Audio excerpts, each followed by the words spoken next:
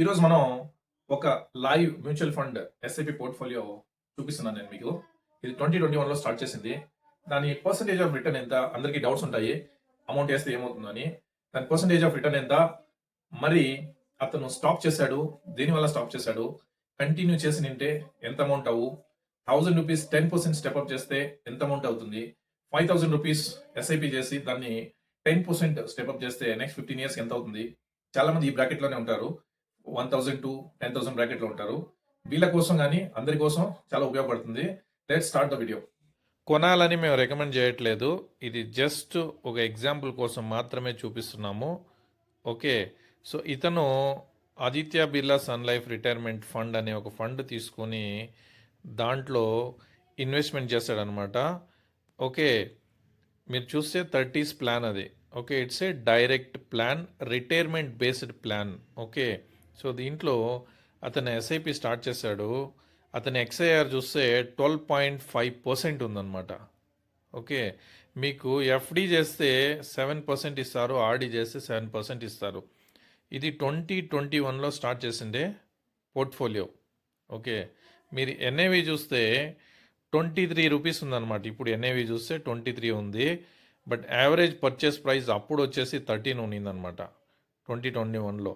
Total number of units 307 ఉన్నాయి almost. Okay, so ఇక్కడ lump sum వచ్చేసి 1000 రూపీస్ 2 ఫిబ్రవరి 2021లో స్టార్ట్ చేశాడు. That is the first investment. మీకు అలా చూస్తే ఎక్స్ఐఆర్ రిటర్న్తో పోలిస్తే 85% రిటర్న్ ఉందన్నమాట. అంటే 1 lakh రూపీస్ ఆ రోజు చేసి నింటే 85,000 ప్రాఫిట్ ఉండింది. మీరు అదే ఆర్డీలోనో లేదా ఎఫ్డీలో చేస్తే ప్రాబబ్లీ మీకు ఇయర్లీ 7% అన్నా కూడాను 35% ఉండేది.